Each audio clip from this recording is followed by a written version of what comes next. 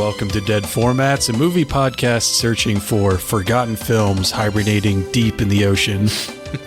I'm your host, Chris. In this episode, we're going to be discussing Wolfman versus Godzilla from 1983. And today I'm joined by two very special guests, two tiny priestesses singing in two-part harmony. Greg, Murph, welcome. How are you doing this evening? Fantastic to talk about. Doing great. One of my favorite, Mothra, of course. Mothra. Franchises of all time. Awesome. So these guys were here 2 weeks ago. You know who they are. They're the co-hosts of the weekly podcast Massacre. And if you listen to that episode where we covered Kiss Meets the Phantom of the Park, you may remember that the topic of kaiju movies came up. And as it turns out, these two are a couple of certified kaiju heads. So, of course, it seemed only fitting to invite them back for this special episode because it is, of course, November 3rd, better known as Godzilla's birthday. That's right. Happy Godzilla Day, guys. Screonk to you two, and a screonk to all the fine folks out there listening. Mm-hmm. Okay, we'll come back to that. So,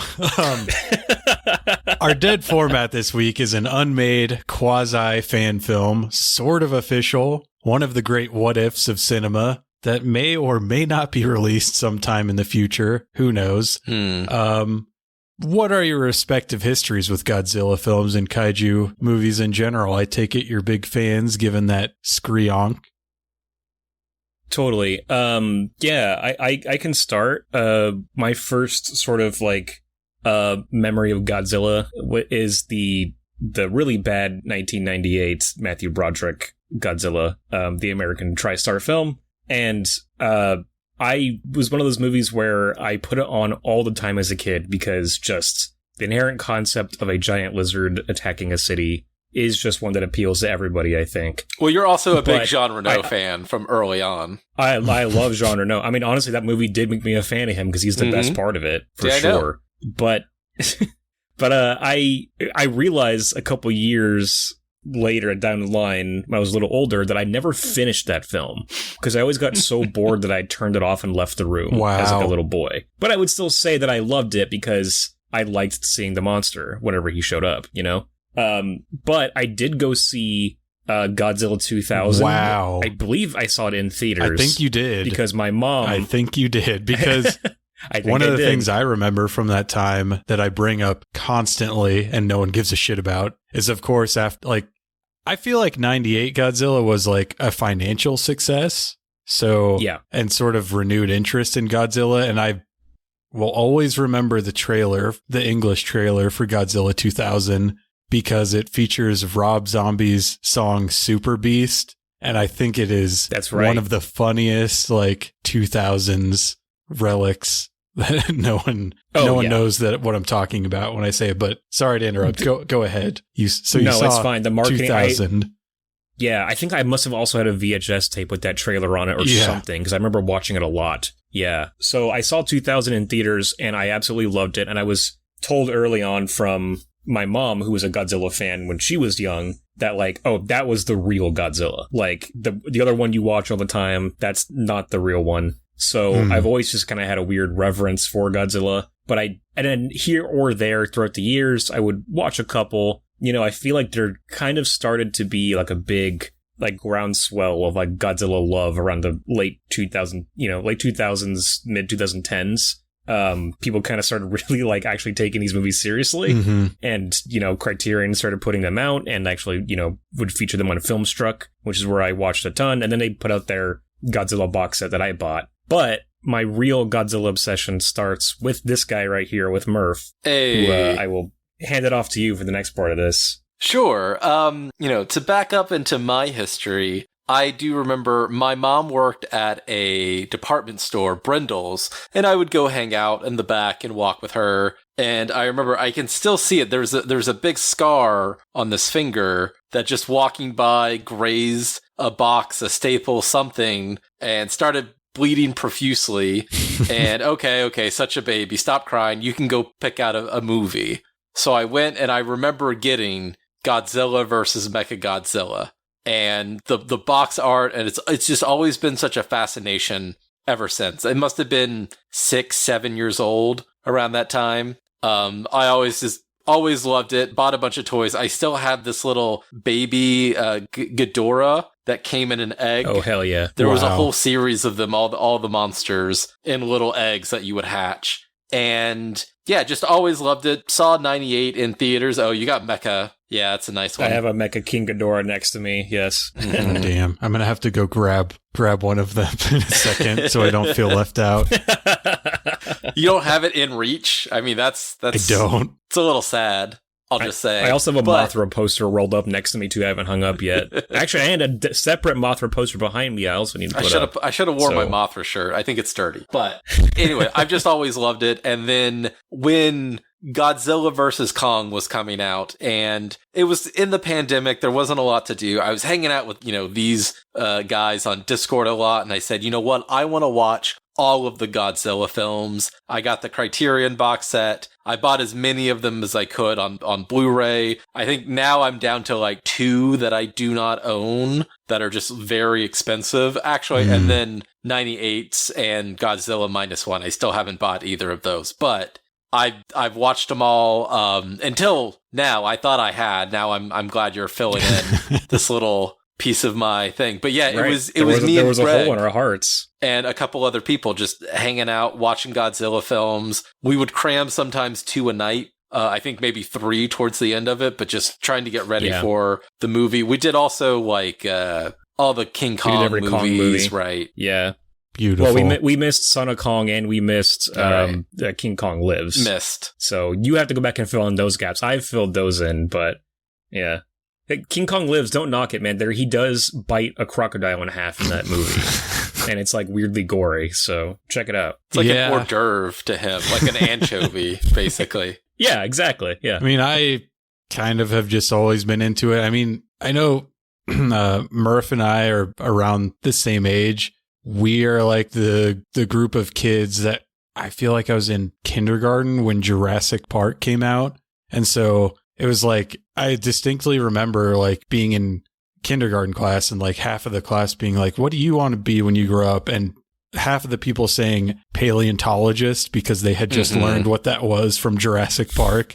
I doubt any of them actually pursued that. But so, dinosaurs and things of that ilk have just always been on my radar. I had a DVD box set of like 5 Godzilla movies that were not in chronological order. I'm pretty sure it was all just like Showa era, like whatever the American company had the license to. They're like, we'll do a box set. So I would watch those a lot. I have seen all of the, I guess, quote unquote, main Godzilla movies up to, I'll be honest, like those 3 anime movies really tested my patience. Oh, man. Okay, I do have to make that caveat that, yes, I only watched half of the first one, and then I fast-forwarded through the rest of it, because I was like, when does Godzilla actually show up? And then I have not watched the other 2. So, but I make up for that by having watched the other anime that came out a couple years later, Singular Point, which I don't think I really grasped at all. But the animation also was cool, that was fucking terrible. I watched a few episodes of it. It's not great. It's not great. People were freaking out about it and loved it, but I'm like, okay, like cool. There's way too much. The animation's cool. There's way too much anime bullshit of like. Yep, 100%. I just couldn't deal with it. I think of the anime movies, I watched like 1.5, and I was like, you know what?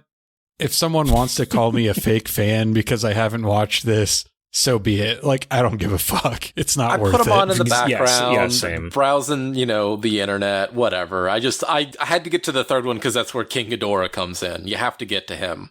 Right. He's the best. Yeah, sure. So then I guess that leads nicely into a second question, which, Willis, who is your favorite kaiju, if not Godzilla? And it doesn't necessarily have to be from the Godzilla universe. Yeah.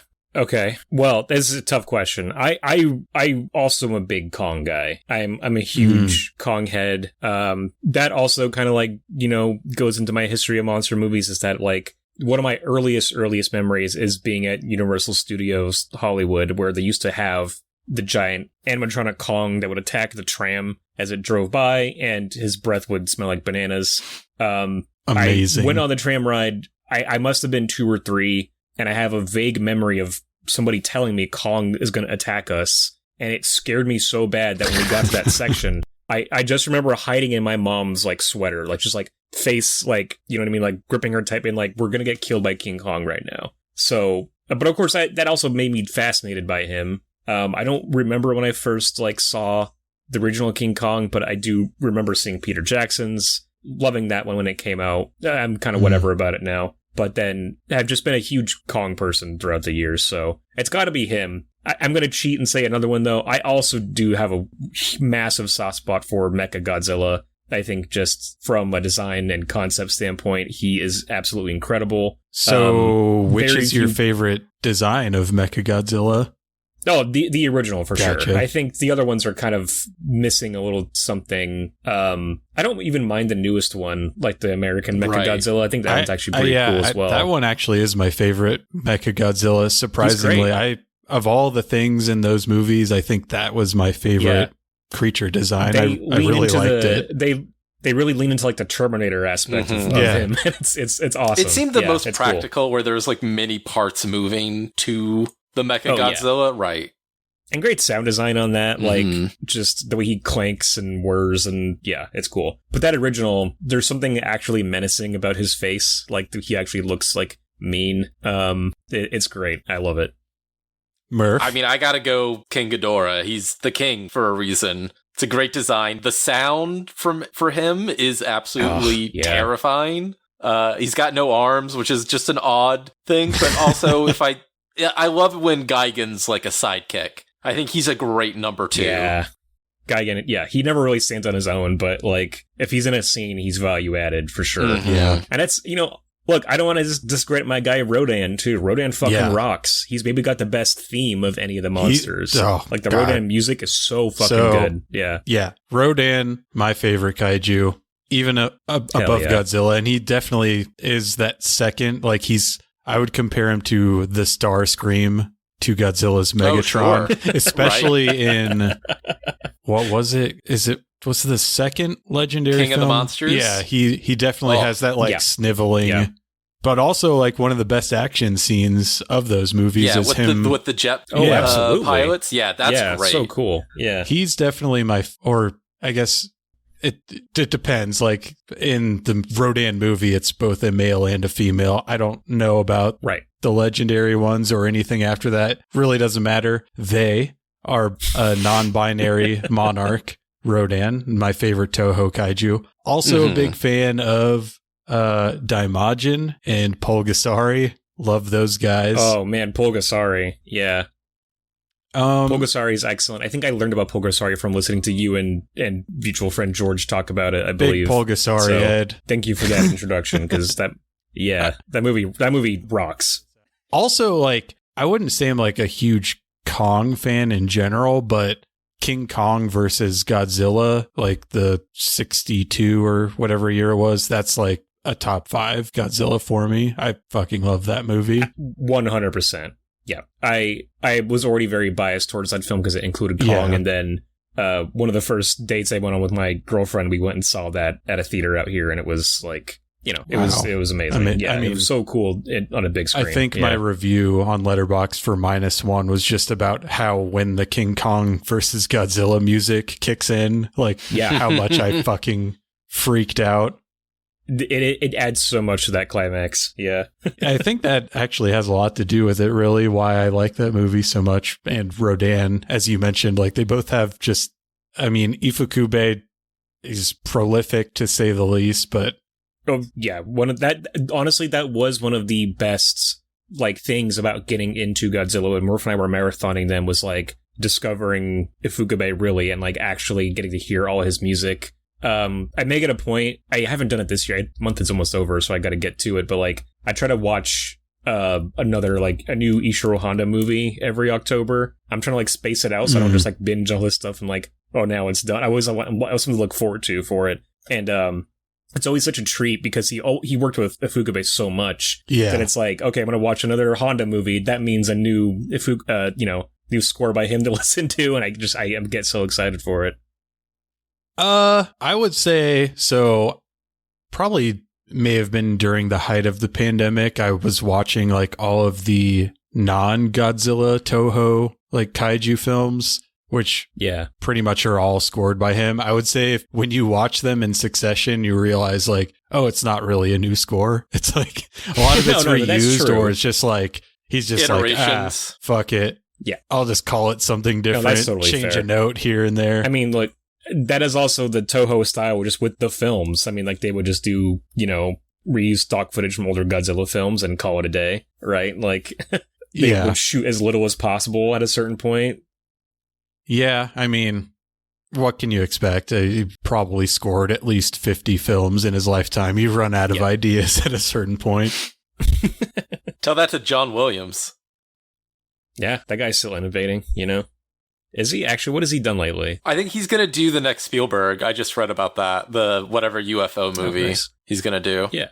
Yeah, I mean, other than that, the last thing I remember just like the sequel trilogy of Star Wars, which I don't really, it could just be because I don't really like those movies, but I don't remember any like new pieces of music that really got me from that. Ray's theme, I remember somewhat being like whimsical. Kylo Ren has got a good one. Kylo Ren's got a good little like motif going. I just did want to also say we neglected to mention how obviously our favorite is Godzilla Jr., but since he's not kaiju size yet, we can't say he's our favorite. Yeah. Yes. Technicalities. He's on his way to kaiju size. He's almost there. Yeah. Right. Minya, of course. Yeah, so because you said that, Murph, I had to go get my Minya action figure. I'm a Minya defender. I fucking love Minya. Beautiful. My Godzilla hot take is that All Monsters Attack is in my top 5 Godzilla movies. Fucking love it. I have not given it a second chance since we watched it, and it's fascinating, man. It's really interesting. Like, it is a strange movie. Yeah, I would say also like watching it in a marathon context, it's gonna suck because so much of it is stock footage. But if you watch it with fresh eyes, you may appreciate it more. Probably not, because no one else does, but I loves me some Minya. We've also done one of the Godzillas on the podcast. It was Destroy All Monsters. Is that correct, Greg? That's right. It wasn't... we covered Destroy All Monsters. I don't remember what that was for. That was way before Massacre. Kaijun? No, it was before... Well, giving me another idea for another month right there. But no, it was for an October month. We did monster mashups. It was like movies with more than one type of monster, so it was like not Monster Squad, but we did like Godzilla versus Frankenstein meets the Wolfman. Right. Frankenstein meets this other guy, his other opponent. Yeah. But also, I mean, Godzilla versus Frankenstein almost did happen too, so there is a history there. Well, there's a trivia question at the end I can strike off. Well, yeah, well, so, I mean, you mentioned I think before we started recording that you saw Creature from the Black Lagoon in theaters. I feel like this is something that I mentioned in the upcoming episode because these are recorded out of order because I'm really trying to just cram all of these in before I have to take a break and get my wisdom teeth removed. But it's like everyone's always versus Wolfman, Frankenstein, and Dracula. We never get versus Invisible Man. We never get versus Creature from the Black Lagoon. They're chopped liver. They're the chopped liver of the Universal monsters, which I think is fucking bullshit because Creature's my favorite Universal monster. He rules. He's so cool. Yeah. That's the thing is like, and he kind of, I guess, is lacking like a specific identity, right? Like people they'd call him the Creature. Well, right. Like, but he's also the Gill Man. He's got kind of more than, he's just not as well known, I think is the problem. He's had his like day in the sun recently, like a best picture of a horny fish man. That's true. He's in the zeitgeist. That blows my mind if I think about it, that like a pseudo-erotic remake of not even the original movie, but Revenge of the Creature won Best Picture. Right. Like that, it's more the plot of the second one than it is the first. But no, you're right. The movie where Sally Hawkins want masturbates in the bathtub and Richard Jenkins' cat gets eaten won Best Picture. Michael Shannon talks about his pussy His finger. trigger Like, finger. It's a crazy pussy movie. finger. Yeah. But who would the creature fight though? Do you think? I mean, Godzilla? Do you want kind of a kaiju-sized creature? That'd be pretty sick. I mean, in my opinion, he takes all comers. Like, you can't flex nuts to the creature. Well, That's right. Creature from the Black Lagoon versus Leatherface. Oh, hands down. No, it's got to creature. be a political thing. It's got to be about, pollution. The people versus the creature from the Black Lagoon. But no, like the fact that you just said that, The Murph, creature goes to Washington. like pollution, like that to me is like we are remaking all of these universal monsters. But like to me, the creature is like the easiest one to do. And also like you can still make it relevant to today because of that whole, like, it fucking writes itself. Like we're deforesting the rainforest in Brazil. There's a creature. Mm-hmm. Like you can do an A24 elevated horror. Like this is all about the environment with the creature. It seems so easy to me. Oh, totally. I can't believe no one's done that. There's like that huge. There's like a long lineage of like eco horror, like in the 80s and 90s, that kind of resurfaced for a while, right? And then has sort of just totally gone away. So yeah, bring that back and bring it back with a vengeance with the creature. Who would be the perfect person to tell this story? Because we've already had, Guillermo del Toro tell our Frankenstein. We've had Lee Winnell and, what's his name? Robert Eggers is doing a werewolf movie. He just did Nosferatu. Yeah. Greta Gerwig? Noah Baumbach? Written by Noah Baumbach? That might end up being another like erotic take on it, actually. Werner Herzog. Yeah. Oh, he loves going into the jungle. Yes. I think he's going to cast himself as the romantic lead because he wants to fuck the fish man. Like, he'll replace her halfway through as like, well, I'm going to do the steamy scenes. It'll be practical as a shout out to his good friend Grogu, like it'll be a little puppet. I want to see the baby. Man, I fucking hate Disney Star Wars, but if there's one good thing to come from it, Werner Herzog as a villain in Star Wars is just sublime. I know. Absolutely. Yeah. That right there shows you that at one point they were like actually trying to do something interesting, So like they were like, we actually have a decent idea here and are gonna, I don't know, make a weird decision and cast Werner Herzog as a villain in this. And he's gonna be go ahead, Murph. I have always been against the idea of the Oscars giving the casting award now. But now that you say that, like, it's probably a casting director's decision to be like, hey, what about Werner Herzog? And that does deserve an award. Yeah. Yeah, it's a stroke of genius. Or do you think he like responded to like an open casting call? Just like he just showed up and did his like audition, Mm-hmm. Yeah, and the 20-year-old intern that was doing the pre-screening had no idea who he was, but thought he was super interesting. Right.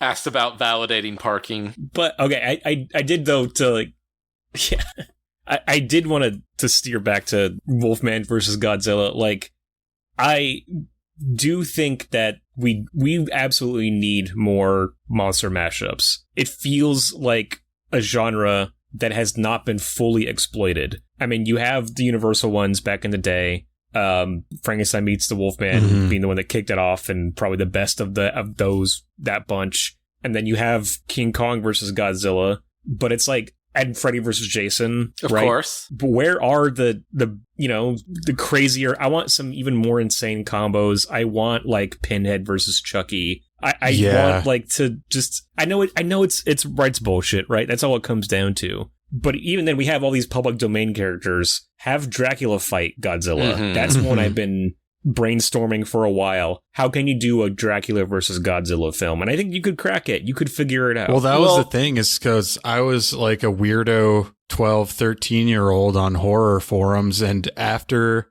Freddy versus Jason, there were a bunch of like rumors about shit like that. The main one was like Halloween versus Hellraiser, because I think they were both under Dimension at the time. And yeah, it was just like, it was this trend that was never to be. Like we got Freddy versus Jason and that was it. And it's crazy because it's like it's successful, right? Like Freddy vs. Jason paid off. It's more of a monkey's paw, though. Like, you're saying this, but we're also going to be getting the poo, blood, and honey that's going to form into versus its own Popeye. Avengers thing. Right. Versus Killer Bambi. That's true. Versus Steamboat Willie. Screamboat Willie. Shit. Yeah. No, I know you're right. It would spiral into some heinous bullshit very quickly. That is true. And I do think that there was a trend a couple years ago. It's kind of still going on, I guess. But like, with like Ready Player One coming out, like on the heels of like the Lego movie and then Space Jam 2, Warner Brothers in particular was all about jamming all of their IP shit together as much as possible. To the point where you can see like Chucky fighting Mortal Kombat characters in the background of Ready Player One. So stuff like this is happening, I guess. It's just not happening like from people that actually like give a shit. They're just like, well, we can flex that we own this IP. It really. I mean, so it depends. Like, if you think about it, like every Marvel movie could just be titled Ant-Man versus Kang. Does having the VS period inherently change the character of the film? That's a good question. I think it kind of does. I mean, for me, it definitely sets an expectation, right? Like, exactly. We're going to see these two things come to blows. We're going to see these two things like opposed to each other. And something like Godzilla versus the Wolfman, I don't know, it does set a kind of like expectation for where you're going to see Batman v Superman. They drop the S, right? And it's also two heroic characters. So it's like, that alone is a massive statement. The fact that they did title a movie that and did drop a V, like, so even I think that goes to show that there is a power to like the verses in a title. Like, it really is like a big statement about what your film is going to be. It's also part of the cinematic masterpiece Ballistic X versus Sever, which is up there with movie titles, not necessarily movies. And I wanted to interject real quickly because there are other titles to this movie, and I just gotta say, Legendary Beast Wolfman versus Godzilla is a hell of a moniker. That's Legendary Beast Wolfman. Yeah. Let me retroactively interject and say that Lake Placid versus Anaconda is probably the best versus name, because it's like it's fucking stupid, because it's like the crocodile's name is not Lake Placid. No. But Wolfman versus Godzilla. Had either of you heard of this film before I mentioned that we might cover it? I had heard of it. I had no idea that there was a watchable, like, or I guess it's not even really, there isn't a watchable version of it. Not exactly. We did watch it. Oh, I watched it 2.5 times. I tried not to, but I watched it. Yeah. I had kind of heard that it vaguely existed, but I didn't think anything more of it. I'd seen a couple of, like, stills of the Wolfman's design and like him standing next to Godzilla. But it was news to me that you could see as much of it as you can. Yeah, so, I mean, from here on out, we've set a trend. You guys are only allowed on this show to talk about albino werewolves. Like, that's it, man. It's a running theme. And you can say this one was doing martial arts, too. So, yeah. Oh, you bet your ass he was. So... So now you got to find a game with an albino werewolf for us to play. There's got to be one. There probably like a choose your own adventure. Yeah. So, a little about this film. Shizuo Nakajima, he's the director and main creative force behind this film. He worked for Toho as a production assistant from 1969 to 1976. Some of the films he worked on during this time: Godzilla vs. Hedorah vs. Gigan, Submersion of Japan, and Godzilla vs. Mechagodzilla. Hell yeah. And during his tenure at Toho, he and some of the other employees there, they were just like, we should just start making kaiju movies of our own. And they purchased supplies from Toho to do this. They built the suits that are in this movie. They built the sets. They ended up shooting a couple of short films on 8mm before this, one of which was Wolfman versus Baragon, who is one of the sort of semi-forgotten Toho kaiju. He is in Frankenstein Conquers the World and like shows up in those medley movies, but really nothing beyond that. Oh, he's the medley movies. You're right. Yeah, he's one of the is it 90s or no? It's early 2000s. Godzilla, Mothra, and King Ghidorah. He's in that one, but he doesn't make it into the title, even though he's a monster featured in the film. Yeah, always a bridesmaid, never a bride. For Baragon. So then a couple years down the road after they were making these short films, in 1983, this same group began production on the film we're discussing tonight. And for a couple decades, nothing really happened. There was a little bit of information about this film out on the internet, but other than that, not much was really known about it, especially outside of Japan. And at the time, it was believed that Wolfman vs. Godzilla was only about 10 minutes in length and that it was more of an effect reel than an actual movie. But then this Godzilla super fan named Mark Jaramillo caught wind of this film's existence and he became obsessed with tracking it down. He contacted Shizuo Nakajima, who told him that, oh, no, like actually there's 10 hours of raw footage for this film. And he's been working on it slowly for 4 decades, I guess, at this point. And Nakajima sent Jaramillo some footage, and he showed that footage at G-Fest 2012, which is an annual Godzilla fan convention that I think is in Chicago every year. And then the next year, Nakajima was like a guest at G-Fest, and he brought even more footage. And ever since then, he's just been slowly but surely working on the film, and he releases clips here and there on Facebook, which is also a running theme. You can only be on episodes about albino werewolves where the best available footage is on Facebook. What better medium is there for albino werewolves in our lives? Mm-hmm. Yes. They're terrifying for grandmothers. Exactly. Yeah, both of them. Big enemies of grandmas everywhere. I do got to say, my favorite biographical fact about Shizuo Nakajima is that he has been photographed standing next to, speaking of Star Wars, Jake Lloyd and Daniel Logan, Anakin Skywalker and young Boba Fett, respectively. Wow. I don't know the context. What that photo was. Earlier today, I don't, he sent us the world's smallest picture, and I was like, I know that. Yeah, I also don't know why it's that small. It's Jake Lloyd. I can tell that. Everything else in the picture, I'm like, what the fuck is this, Craig? Yeah, I don't know. I was literally just looking up details about Nakajima's life, and that photo popped up, and I didn't have any context for it, so there you go. I have to assume that they're just massive Godzilla versus Wolfman fans. I assume he's a massive Star Wars fan, and they have no idea who he is. But when we get our eventual American legendary remake of Wolfman vs. Godzilla, there are 2 stars right there. Jake Lloyd and Daniel Logan. But who's who? Jake Lloyd is the Wolfman. Daniel Logan is the wolf statue. I was going to say Jake Lloyd as Milquetoast, Aaron Taylor Johnson. There you go. Yeah. Well, one of them has to be the cool gangster guy with a rocket launcher, you know? Fuck yeah. I think that can be Jake Lloyd. Yeah, because I'm pretty sure he did like a high-speed chase with the LAPD or something like that. He's got experience, absolutely. Right. Preparation. It was method acting. So I am not really... Like, I was unable to, like, there's a weird official / unofficial status of this movie. It's like, they were making this, like, former and possibly some current Toho employees. This guy's working on editing and adding visual effects to it over the decades. Toho doesn't seem to be stopping him from doing it, but I also am not, like, seeing any... like, oh, we're behind this, and if you finish it, we'll release it. Right. I was kind of seeing that this is a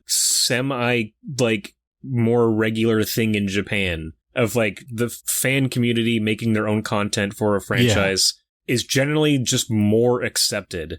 And it's like there maybe isn't even, like, a great adherence to canon for any of it. It's not like the Godzilla series even has, like, an established canon anyway, not really. Especially back then.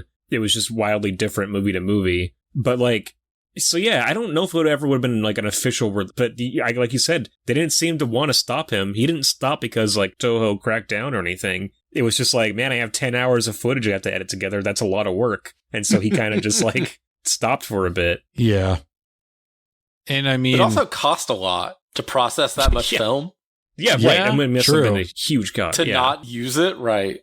Especially now that like 8mm film is basically a dead format.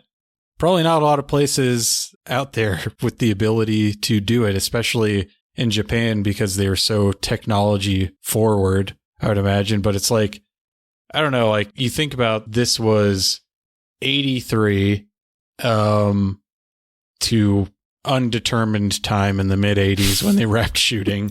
All I see is just mid 80s, but it's like the Godzilla suit is based off of a couple different 60s Godzilla suits. I can imagine that at the time that would have seemed like lame and passé, like we're past this, like look at these hokey suits. But it's like if you were to read an article on some like news site today where you're like, oh, they're making a new Godzilla film and they're doing it completely suitmation exactly the way they did it in the Showa era, like that would be, it would go over gangbusters. So it's like, absolutely, yeah. The article would say bespoke. Yeah. I had a real pang of like, man, why do I know this shit when I was watching this movie? Because when I saw Godzilla's design, it instantly popped in my brain. I was like, oh, it's the King Goji suit. Mm-hmm. Because the various suits had different names for the movies, plural, that they were in. This is the King Goji's design, so the one that was in King Kong vs. Godzilla. And then when it switched designs later, there's a second Godzilla suit they have. And again, my brain instantly was like, oh, it's the Mesu Goji design. Like, the fact that I just could, on the fly recall the names of specific Godzilla suits made me kind of sit and consider things just for a second. Of right. Like, you sick freak. Yeah. But I can't save remember some to like pussy for the rest take of the us, garbage out. But yeah, it's like this would be so if this is at all on Toho's radar, rather than forcing this elderly man to complete this movie by himself, like, yes, Shin -1, we love it. It's all great, but much more interested in seeing this completed. 100%. Yeah. I know they've already announced another Godzilla and Kong movie, or X-Kong, whatever it's called now. But like, if this was coming out like in theaters, a completed version of this, like I would be so much more excited for this entire film. Yeah. They would have to go back to the drawing boards, I think. But I don't know. I don't know how much of the 10 hours is there. There's just so many times where it does fade, freeze frame, fade to the next scene, go on. I don't know if we've even said it's 26 minutes. That's basically what I saw was two different forms. The first link that you sent, that's like Internet Archives. I also watched the one that you posted from YouTube that has 13 minutes of the behind the scenes stuff. But there doesn't seem to be enough that they would be able to successfully commercially, market this as it is. As it is, no. I think but you could what do I'm it. saying is like Toho, like spend less than $100,000, I would imagine, to finish it, because like everything exists. Are the pieces there? I think so. That's the real like question. There is a semblance he has of a plot, access to all I of think. it. Yeah.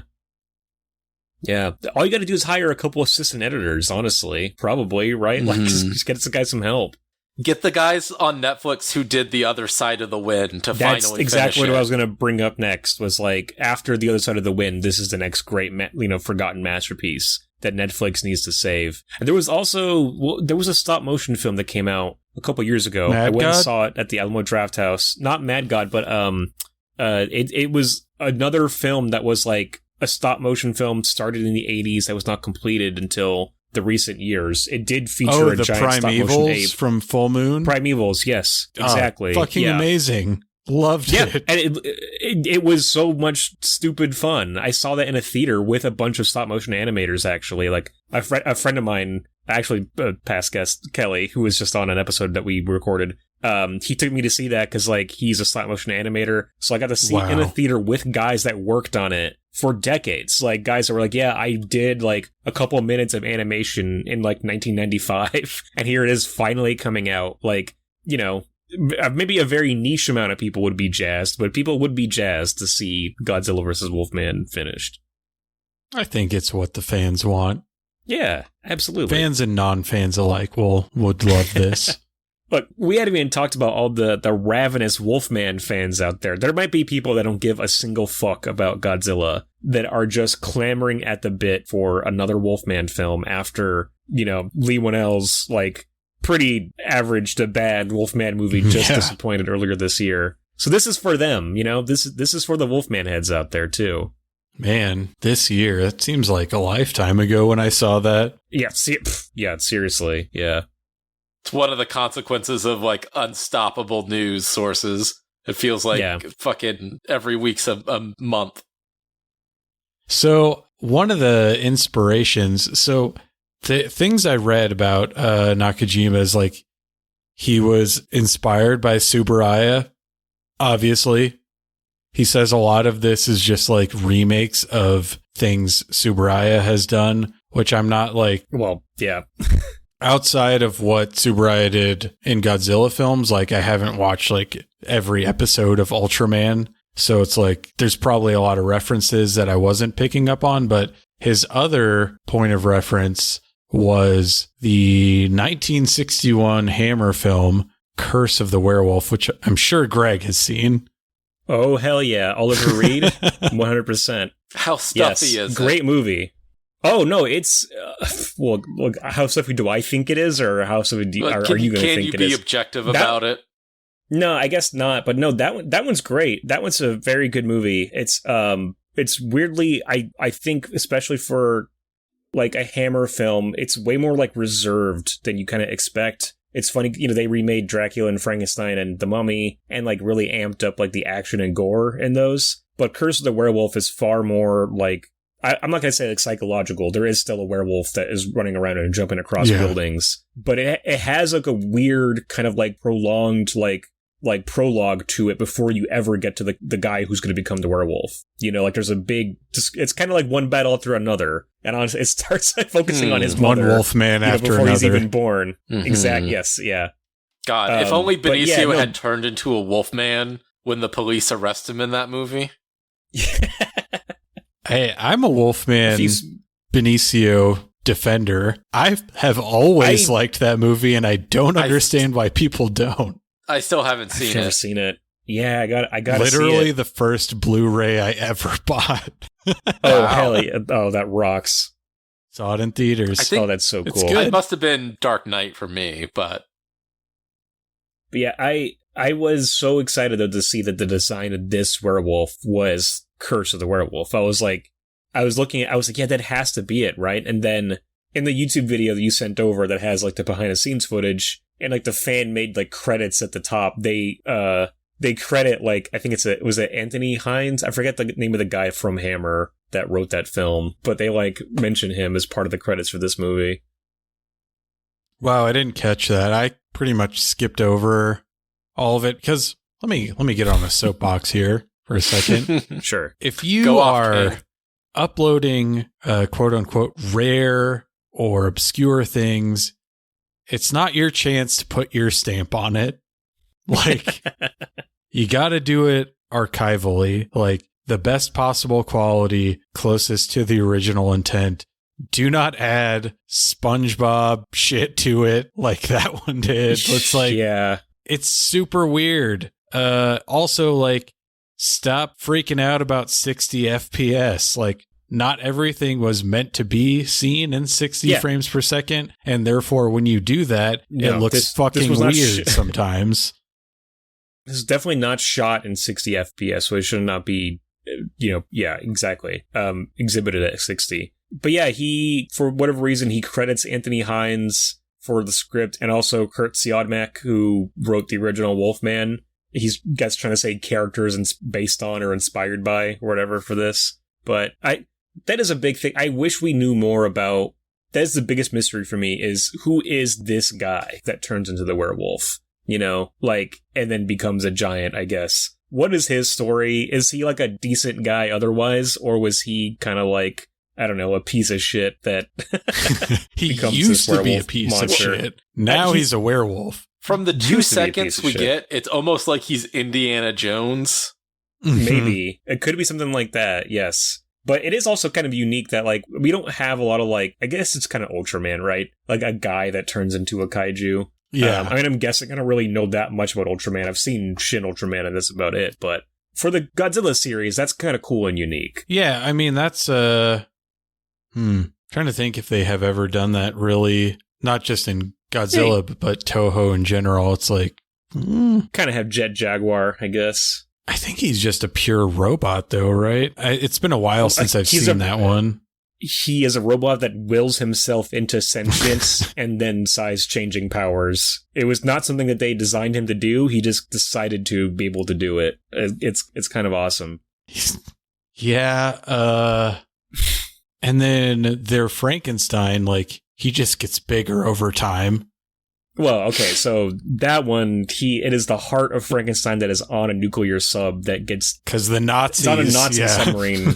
Yes, that it sails into the harbor of Hiroshima and gets nuked. It then possibly integrates itself with a Japanese child that died in the blast, and then reforms itself as human and keeps growing. It's been a second since I've seen that one, but yeah. And then, of course, War of the Gargantuas. This movie takes a bunch of scenes from almost wholesale shots and also just, like, the action of it, which I'm sure Murph was happy about. He complained on our episode covering War of the Gargantuas that the scene of the military shooting him with the lasers went on too long. And so I did have a big laugh, and in this film, they just replay that entire sequence. They just keep doing it, right? Like, almost shot for shot. Yeah. But it's definitely not the same percentage of film used. No, definitely not. Yeah, with the laser cannons, I was getting... I mean, it happens in, like, every other Showa movie, but for me, it was, like, Mysterians, Mogera. Yep. But, I mean, I guess we should get into the plot of this, such as it is, and as always, interruptions are welcome and encouraged. So, as Murph alluded to earlier, this film, quote, unquote, begins with a man holding a torch, exploring a cave. There's Egyptian-esque hieroglyphics on the wall, and then we cut to a sort of Greek-looking gallery of marble statues, seemingly telling the story of a werewolf legend of some sort, and some text appears on the screen that reads, "Hidden in the mysterious ruins, the legend of the giant werewolf." Hell yeah. Okay. I was really hoping we would get some kind of translation for this, and you did not disappoint. That was it. I did try to, like, look into a little bit. Is there any kind of Japanese folklore background on giant werewolves or anything like that? I guess you got, like, the whole, you know, nine-tailed fox thing. That's the closest I could discover. Mm-hmm. Princess Mononoke. But they don't have, like, a... Yes. Well, there you go. But, you know... I did, you know, there is like a whole thing about like fox spirits transforming into people too. So, yes. What I'm trying to say is that there's a long, rich history of, you know, but like, at the bedrock of this film, that it's not just a Wolfman. It's you know, a rich vein of Japanese folklore that we're dealing with here. I don't know if this is true or not.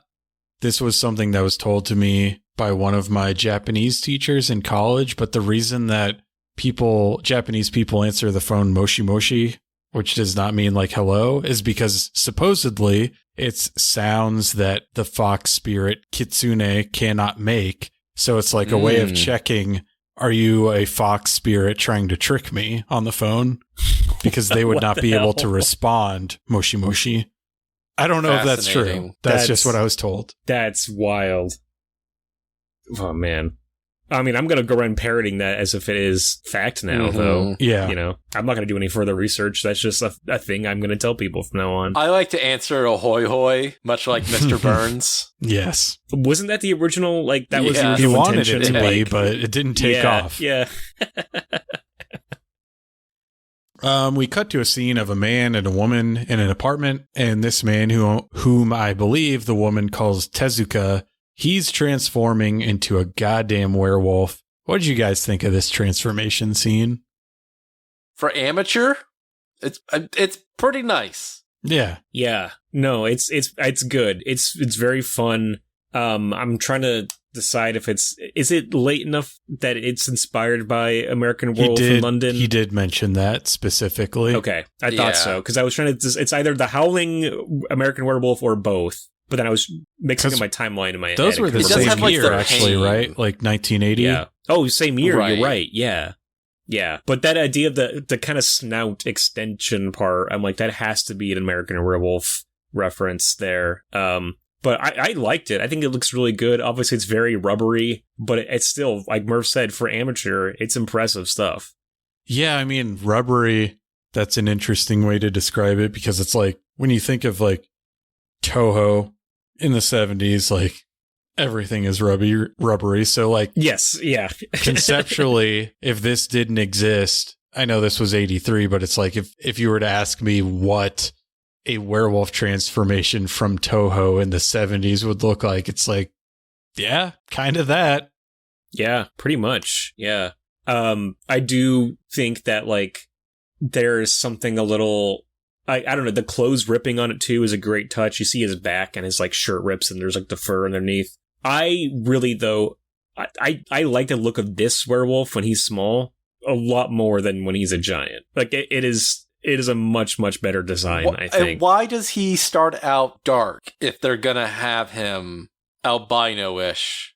It must be the radiation does something to him, I guess. Usually you start off blonde and then go brunette, but... Look, I played water polo in high school. I saw a lot of guys' hair actually get lighter from the chlorine in the pool. So maybe he went for a swim and it bleached his fur. I don't know. But it's gotta be an Olympic-sized pool, definitely. Yeah. But my second time watching this, though, I was like, man, I really just want to see like a straight up like Toho werewolf movie. And I guess there is the one that exists, like Wolf Guy, right? Like they did do one. It's the same director as Godzilla vs. Mechagodzilla, Yun Fukuda. A real one. He directed a movie called Wolf Guy in I think around this time, maybe early 80s. I've heard of that and had absolutely no idea that there was a Japanese connection. So there's two of them. There's a Toei Wolf Guy and a Toho Wolf Guy, as well as several like anime films. It was like a big franchise in Japan for a second. So I guess maybe too, that's the other thing that this movie was riding on, was just like a wave of werewolf fever that was sweeping the country. A curse spreading across this good land of ours. Exactly. Japan had to bite, you know? I mean, speaking of werewolves, last month in October, you guys covered Tourist Trap. Did you know that Chuck Connors starred in a TV show called Werewolf? I had no idea. No. It's actually pretty good from what I've seen of it. He is like the bad guy werewolf of the TV show. Good shit. Unrelated to this, but semi-related because it's werewolves. Outside the apartment, a group of policemen have arrived. They find that the werewolf man is carrying the woman away, and as so often happens in these films, we just cut to like the JSDF assembling, and now this werewolf is completely different. It's a giant white werewolf. He's strolling through a wooded area. Well, I'm actually starting to wonder, is the regular size just Wolfman, but now he's become the legendary beast Wolfman? I think that could be it, you know? Maybe he's now embodying like some ancient like monster. Right. He fulfilled the prophecy. Yeah. I mean, a lot of this is just action scenes, but what we're missing, Murph, and I know this because I have done massive research, is we're missing the scene where Tezuka looks into the camera and says, "I am become legendary beast Wolfman, destroyer of Godzilla." While Florence Pugh is naked on the bed.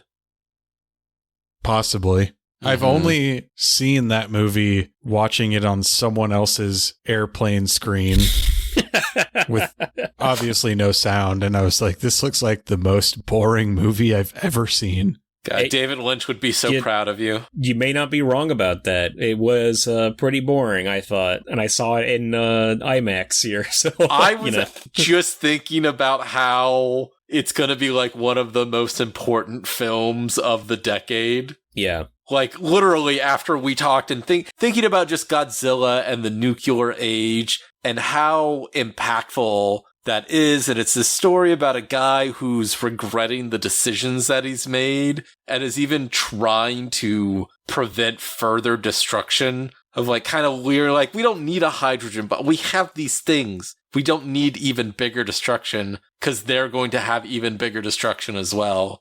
I think it's a perfect thing for the Godzilla movie that we're going to talk about, but this is not exactly a Godzilla movie. It's a Wolfman movie with Godzilla in it. I was just going to say, like, literally about nukes everything you just said describes the 1954 Godzilla of a guy that regrets this thing that he made and then tries to correct it with the oxygen destroyer and is also like, I should probably die too also. That's why it's a great analogy. Absolutely. Next, let's see, JSDF. The werewolf is strolling through the wooded area. We get some scenes of the JSDF setting up camp and preparing a battery of laser cannons to fire at the werewolf. A helicopter approaches the Wolfman and lures it out of the forest into a clearing, and the JSDF lets those lasers rip. And this is where we get, I don't know the name of that piece of music, but it basically is like the JSDF theme song in these Godzilla movies, which I always find kind of funny because it's just too jaunty to me. The da da da da da da da da, and it's always like in this one, especially, it's like a scene of them just like brutally lasering this werewolf. I don't know. Yes. Well, it's again, this is a almost shot for shot recreation of War of the Gargantuas, where they're shooting one of the Gargantuas with the lasers. I think it's slightly different music playing, but yeah, it is very upbeat, but that's also kind of just why I think it stands out and is so weirdly memorable. I think part of it is supposed to be like the the heroic JSDF like rolling into action and like fighting back and standing up for humanity or whatever. Mm-hmm. But yeah, it is military so strangely propaganda.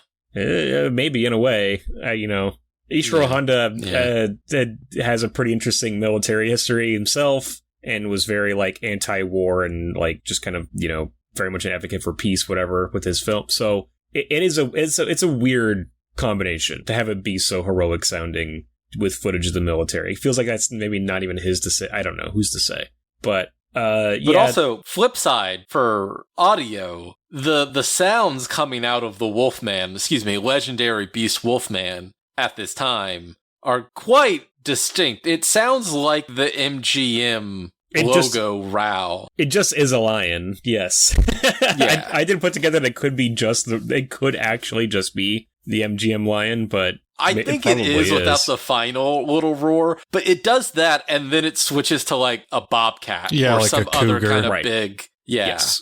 I guess like wolves, they growl and they howl.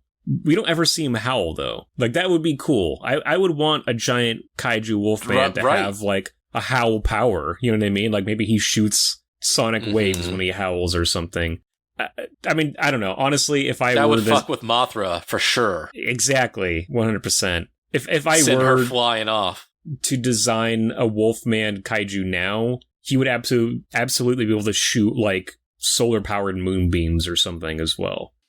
This guy he's all fists and claws. He doesn't really have like abilities, so to speak. It's also during the day. That's something we have to mention. It's not just a strictly full moon situation. That's right. That's true. I mean, possibly the visual effects haven't been added. Maybe he's shooting eye lasers the whole time and we just don't know. See him. Yeah. Mm-hmm. Just a constant barrage. I mean, speaking of lasers, like in this scene, we do get like some trees being like sliced by these laser cannons. Fucking good stuff. It's great. It's super impressive. Yeah. And so this Wolfman is seemingly subdued, and it's at this point Godzilla enters the picture. he's attacking a military base of some sort. I did see a flag in there that looked like the Chinese flag. Yeah, I thought either it's a Chinese flag or even a Russian flag. I could not decide which it was. Yeah. The fidelity makes it impossible to tell, but I mean, maybe he's randomly attacking China. That wouldn't be the first time that a film sort of has this set up as like an introduction to a monster. I feel like it's mostly used for Godzilla, right? Like, something's happening and then it's like, oh, Godzilla's attacking Thailand. Or Osaka or Shanghai. Yeah. Right. I do think the Japanese history books do put Godzilla as the one that commits all those atrocities in China. all that stuff. Godzilla. That wasn't us. That was Godzilla. Rape of Nanking. That was Godzilla. Yeah. But no, I full on love this scene. The one before with the Wolfman, it just kind of being like an imitation of War of the Gargantuas was kind of like, okay, it's it's fun, but it's not as good as that one. But this one, it just appears to be like original Godzilla destruction, and it's a blast. I love this look for Godzilla. He looks more like a frog, which I like. It's more like a Gila monster. Yes, that's a good call. That's exactly. A good one. Yeah, but it's cool. He melts head. He melts tanks. He like swipes buildings with his tail. It's like everything you want Godzilla to be doing, he's doing it. And there's some like great explosions in this moment. And again, it's like a fucking amateur, fan film. And here they are like setting off explosive charges around this guy in a Godzilla suit. And it scratched the itch, It was the tail goes through fire at one point. Yeah. I mean, awesome. He's our number one big boy. Exactly. And it's like, at this point, this is probably like, of all the scenes in this little 26-minute montage, you would think like this one is like, you'll probably see the seams here, but like the miniatures, as you said, like all the destruction, it's like up to par for what you would have seen in a Showa Godzilla movie. It's like, God damn, these people they really are fans. Like, they're not just saying that, like they fucking love this shit. Absolutely, 100%. Yeah, and it's like we mentioned, some of these guys may have been then current Toho people, and Nakajima himself having been an assistant director on Godzilla films. It's like he just had a passion for doing this and was like, I'm just going to do it on my own for my own film because I want to. Like that's awesome. I do also just want to say how it's foolish of the Japanese to think they can fight on two fronts. Legendary Beast Wolfman and Godzilla. Like, fucking play a game of Risk, learn a fucking history book. Didn't work for Russia or Germany or anybody. Well, France, it didn't work for them in World War II. Right, exactly. Worked for America. For me. Back-to-back World War champs. Cut to chaos in the streets. People are fleeing to find shelter in the subway system. And as this is going on, we see a group of scientists in a lab. And on one of the lab tables, there's a little totem-looking thing. Kind of looks a lot like an Egyptian ushabti, which is like those... They're like these little statues. I'm sure if you've been to a museum with Egyptian shit, you've seen one. Like, they're little statues that, if I remember correctly, it's like, if you were sentenced to manual labor in the afterlife, these ushabtis would come to life and do the manual labor for you. Wow, that's incredible. I did not know that part of it. So they were it's a like nice loophole. Little ghoulies that would like work for you. Oh, interesting. Okay. Godzilla v. Ghoulies. No, versus we're going to fully commit to this idea. We can't just do Godzilla versus Ghoulies. But it's just them, though, in debate club at the college the Ghoulies are in. I was hoping for a Ghoulies 2 on your Halloween spook show month. I believe it's the third one where it's 2. Oh, it's 2? Okay, you're right. Yeah. You're right. 3 is they go to college. Yes, they go to college. 3 is college, yes. It was close. I will just say it almost did happen. Yeah. So now Godzilla, he's fucking with power lines as the JSDF watches.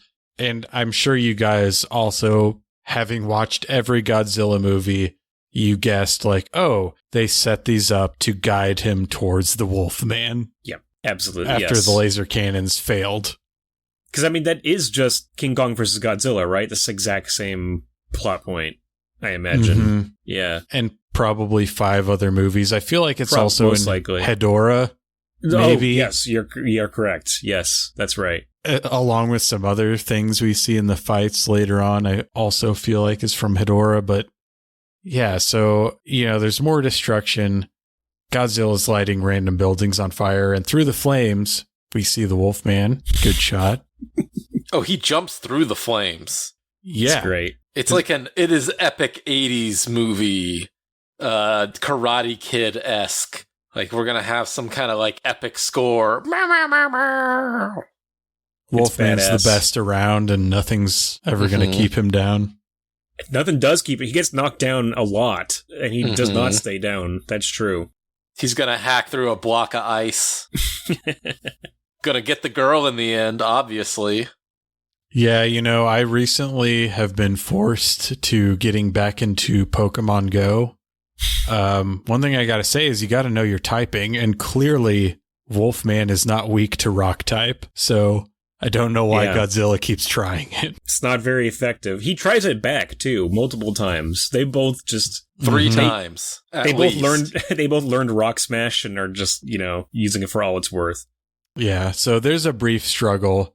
Godzilla is able to whip the Wolfman onto the ground with his tail, gives him a couple of blasts from his atomic breath, and then he starts, for the first time, kicking rocks onto the wolf guy, which is another thing. It's humiliating. That's what it is. Let's admit it, okay? I can't remember. It's definitely in versus Hedorah. I can't remember who is burying who, though. It's been a while since I've seen it. Hedorah buries Godzilla because he throws him in a hole and then pukes on him, just dumps sludge all over him. But in King Kong versus Godzilla, this exact thing happens though, where Godzilla knocks Kong down and then just almost like a dog bearing a bone, just kicks rocks onto him. Yes, and much like King Kong versus Godzilla, Wolfman ain't going out like no punk. He picks up a tree. It actually would have been better if Godzilla had turned around and done it with his back legs, or doing it backwards. Even more disrespectful. Exactly. Yeah. Wolfman jams a tree into Godzilla's mouth. Eat your vegetables. That's right. And Godzilla's like, I said I don't want any damn vegetables. And I don't like broccoli, Dad. He lets out an atomic breath, which sets the tree in his mouth on fire, which I thought was it was fun. Liked it. I gotta mention King Kong versus Godzilla, that same thing happens. The musical sting they play at that moment is just taken from Creature from the Black Lagoon. I think that's what Laundry Dan would call a 360. I had to bring it back, Fuck yeah. So we then take a hard right turn to a group of shady-looking characters in a station wagon. They plow through a police barricade and a medium-speed chase ensues. And so it's kind of interesting because, of all the things in this film, this was the one that more than anything was we need to get this finished. And maybe that's just me. I think one of the things you always see when people talk about Godzilla films is I don't give a fuck about the humans. I just want to see monkey fight lizard. It's you actually really don't.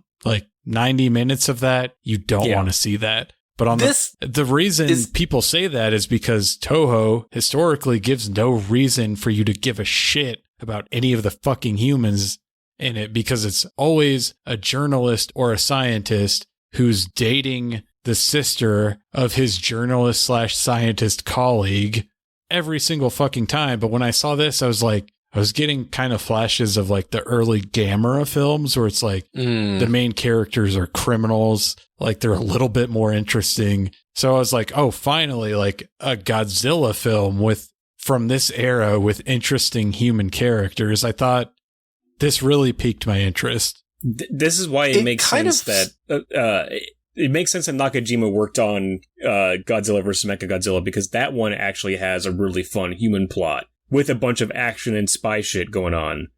So it made me think of that. Like, we're going to have some human action scenes to, break up the monster stuff. It's a great idea. Sorry, Murph, go ahead. No, it comes to one of my central thesis when watching this movie. And I guess that is what it comes down to is, what is a movie?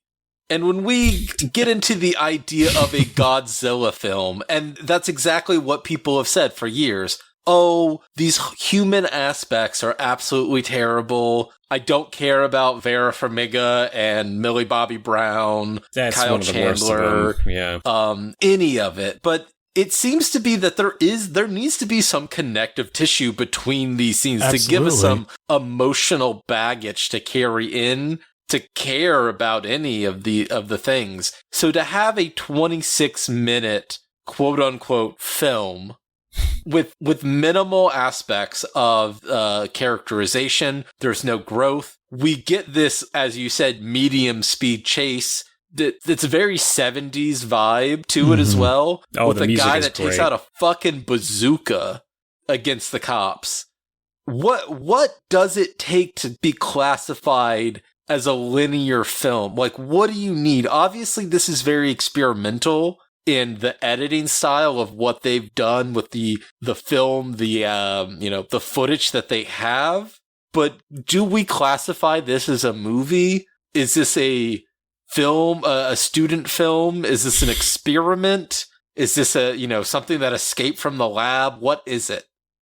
It's a fan film as it's right. Like, it's kind of what it's been classified as, and I think that carries its own sort of like weight and baggage. Like there's acclaimed fan films out there, and I think this falls in line with a lot of those. It's like, I mean, I don't know if you've seen the Friday the 13th fan films, Sweet that Revenge. people have made. Well, that's less of a, that's the legitimate entry into the F13iverse, whatever the fuck it's called. But no, like Never Hike Alone. There's like multiple. Right, there's a whole that one. franchise, a side franchise of just fan films. That it's like it's the same thing you're talking about, Murph. What constitutes those as fan films and not like actual films? Like I think they're like 15 minutes long, so they'd be more short films probably. But like, I don't know.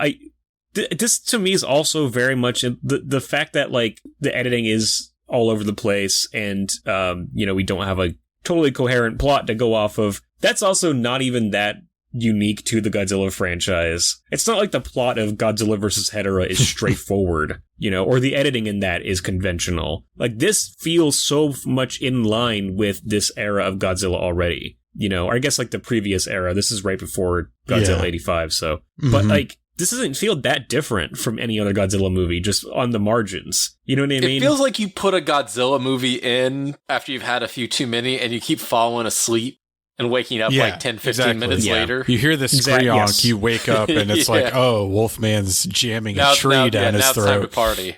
But I think I would probably not classify this as a quote-unquote film, because I don't think Nakajima would. Yeah, it's not finished. It partially comes down to intent, like, and it's only as coherent as it is because the three of us have 30 plus other Godzilla movies to pull from. Like, if we could somehow imagine living in a world where we had never seen a Godzilla film, it's like, oh, this makes no fucking sense. But us having seen it, we can fill in the gaps. It's like, oh, they're shooting laser cannons. It fails. Yeah, thank God. Godzilla's I never a want to bad live guy, in that world. But the JSDF realizes he's their best hope to beat the Wolfman, so they're kiting him into the Wolfman using power lines. Like, those are dots that you would never connect if you had never seen a Godzilla movie. At least I don't think you would. And we can kind of piece together that, like, that statue that we saw on, in that other scene also had one of these gangster guys in that same scene. So he probably stole the statue, and that's why they're on this chase. That statue probably has something to do with stopping the Wolfman. There's like, you can like, use context clues to piece this all together. Yeah. It's an interesting one, to say the least. That's why we've been talking almost an hour longer than the actual film. Wow. I'm just waiting for Purple Rose of Cairo to somehow fit into this. You just have to wait and see. But one of the things is it's hard to tell because of the fidelity of this footage. Like it's shot on 8mm, then digitized and uploaded to archive.org. But it does, in this chase sequence, it does seem like they did shoot legitimate slow motion, right? Did you guys get that impression as well? Yeah, I think so. Yeah, I was just generally impressed with some of the shots that they got in general. Like, it's not high speed, like you said, but there's still some good stuff here. Like the whole like highway is blocked off, so like that takes some coordination, really. Yeah, they pulled an Oppenheimer in 28 Days Later and just filmed in the streets early in the morning when no one was there. Right. A vanilla sky. Phantasm 4? They did that in one of the Phantasms, too. 4. Living... God, DK's fucking screaming right now. Whichever Phantasm I think they shot in Los Angeles at, like, super early in the morning. I do believe that would have been 4. Yeah, okay. Ravager? Think so. Is that 4? Oblivion. Ravager's 5. Okay. With the V, of course, right. Yeah. Well, they both have V's. And 4 is Oblivion with the IV, right? Yeah. 3, Lord of the Dead. I don't think 2 has a subtitle. I don't think so. But it seems like these boys are able to escape the police with their rocket launchers, and we go back to Godzilla. He's being followed by that pesky Wolfman. Legendary Beast Wolfman. Legendary Beast Wolfman. He's chucking boulders at Goji. Wolfman raises a massive rock above his head to deliver the final blow, and Godzilla breaths him in the face, and Godzilla is quite pleased with himself, and the kaiju go at it mano a mano once again, which reading that, or I'm not reading it, this isn't scripted at all, saying that, when was the last time that we had a scene like that where... Like, because Legendary Godzilla has basically no personality other than being like a buff-ass Chad. Yeah. Like, these are the classic Godzilla scenes of like, yeah, I just fucking shot you in the face and I thought that was awesome. And I'm like laughing to myself. We don't really get that. He jumps up and claps. Yeah. He almost does. Like, you're right. It's...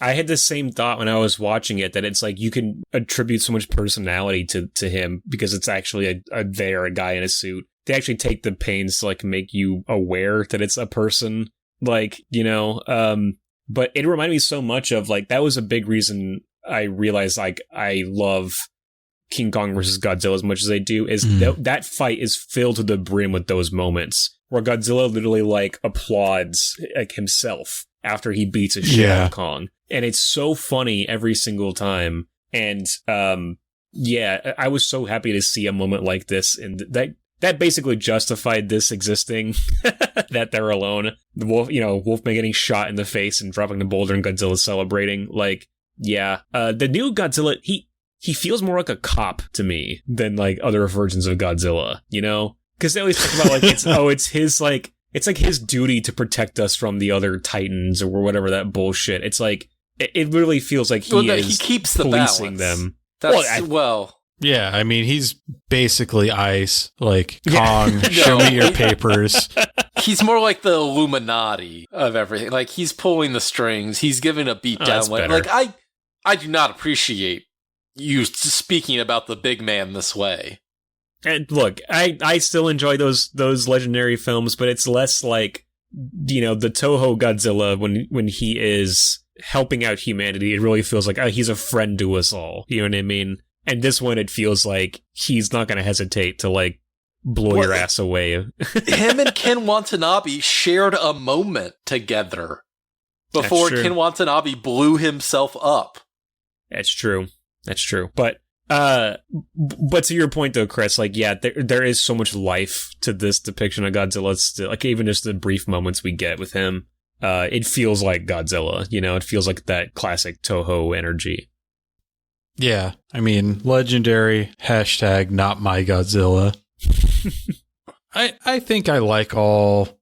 King of the Monsters is definitely my least favorite of the legendary films, which is unfortunate because that's what you want. Like, right. It's got Ghidorah. Yeah, it's got all of them in there. Yeah. But it's just like, this kind of fucking sucks. You can't see anything. The humans are incredibly annoying and like Bradley Whitford. Yeah. The tragedy is that the best one is like Kong Skull Island, I think. It's a fun one.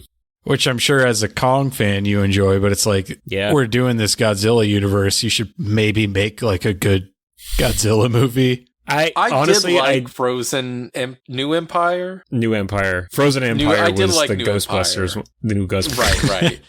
Everything got so fucking they came empirical. out for like 2 months of each other. They're both they're both Empire, and there's a frozen monster in the new Godzilla. I mean, it's very confusing. I liked that because it was couched in like the same Showa era bullshit. Yeah. Even secretly there's this world in the center of the earth and shit happens. It is the plot of Atragon, right? There's like a hidden society in the earth. Like, it is. It's so. Pretty soon we are going to see is the ship just called the Atragon, or it's the Matang? Whatever that drill ship is. Atragon's the ship. Okay, so we are going to see the Atragon, I bet, in one of these fucking Godzilla movies. I like that one too. Right, but you're not even mentioning how Godzilla takes a nap in the Coliseum. No, he does take a nap in the Coliseum. I was going to say, I like the movie a lot, and a big reason is I do feel more personality from Godzilla in that. Even though he's not in it a whole lot, they're willing to have him do some ridiculous shit. It's more a King Kong movie. It's way more a King Kong. Oh, it's way more a Donkey Kong Country movie. He literally gets a Diddy Kong to follow him around and like team up with. But like, they do let Godzilla do some like ridiculous shit in that one. Like he does like do a full body slam into a giant spider in the beginning. Like, both legs like off the ground, like throwing himself into it. And then he naps in the Coliseum. They're trying to integrate this type of, this fun-loving Godzilla into these films. One of the things I do really appreciate about the Legendary ones is that they are pulling people from each movie forward. And that, in the first one, you get Ken Watanabe moving into the next one, him and Sally Hawkins. And then it's Terrence Billy, Bobby Brown, and then Kyle Chandler, and then it's what's his name? And then it's Rebecca Hall. It's Rebecca Hall, but there's also the Brian Tyree Henry. Yes, that's Brian right. Tyree. Is that it? Right. Yeah. Mm-hmm. And then Dan Stevens is going to be the one to the next one, which is good. He was the best. He was the best human in the last one. Yeah. His introduction is amazing in that movie. Yeah, they should just say fuck it and bring back what's his face from Breaking Bad, Cranston. Brian Cranston. Just bring him back. Who's dead. Yeah. I did see somebody back in the day pitch they could turn him into Jet Jaguar. Shit. Yeah, that would be fucking awesome. I mean, no, get Aaron Tyler Johnson to do that. Yeah, he's gonna be. No, they'll use Branson's corpse and he'll be piloted by Aaron Taylor Johnson. It'll be symbolic, you see, Right. Yeah. Yeah. It's a good compromise. Now that you say that, Murph, it's like, that is one of the things they do better than the Japanese Godzilla, because when I think of like recurring characters, all I can think of are that fucking psychic girl from the Heisei era that I fucking hate. Right. So they give a common thread throughout. Right. So it feels connected. Right. John Goodman's character comes back or something like one from Kong. Well, there's something in one of these ones. He doesn't come back, but he's John Goodman is incredibly dead. That was like the 60s. Right. But no, in Monarch, though. Yeah, Monarch him in the first episode. Yeah. Right. Yeah. Which I like that show. I thought it was pretty good.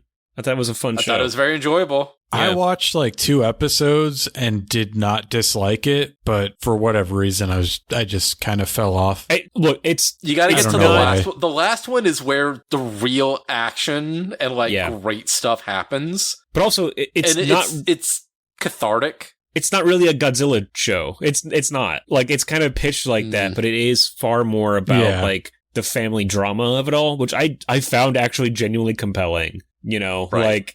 I thought it was really well building. done. Yeah. Yes. And Kurt Russell and Wyatt Russell were both fucking great. They both took it very seriously. And it does deliver on some fun kaiju stuff. So Yeah, but it's not a Godzilla show. That's kind of what I think people were expecting, and it's not that at all. But great counterpoint to I just want to see monsters fight. Is that you guys loved the human drama. Exactly, 100%. If it's done well. It was.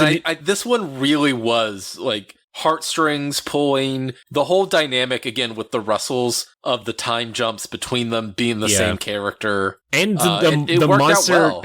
The monster action actually would enhance the drama. You know what I mean? Like it's a very well done show. It would heighten like parts of it, especially the bridge with the kids. Like there was a lot of it was like, oh shit, are all of these kids going to die? And then they did. Yeah. Spoilers. Love it. They all die. Love it. And the Wolfman is dragging Godzilla by the tail, but Godzilla is able to hit the Wolfman in the back with an atomic breath, which causes the Wolfman to faceplant into a nearby mountain. And again, this is the sort of slapstick physical comedy that we are sorely missing in this day and age of Godzilla films. The most they can do nowadays is having like Kong do like a bro like fist bump with Godzilla. You know, no, like when he does the like no bro. The stop thing, and then there is a moment near the end where he kind of like does like smile like a nod at him, and it looks like it's trying to do like a meme moment or something. You know? Yeah, Kong does a dab, looking straight into the camera. When are we gonna get to the point when like it's Jack Black in the Godzilla movie? I mean, that's bound to happen, soon. right? Yeah. I don't know, man. I think if there's one person that should play Godzilla, it would be Chris Pratt, right? Well, ugh. But Jack Black was already in a Kong movie, so it wouldn't be insane. That's true as well. Yeah. It's the Green Lantern to Deadpool pipeline.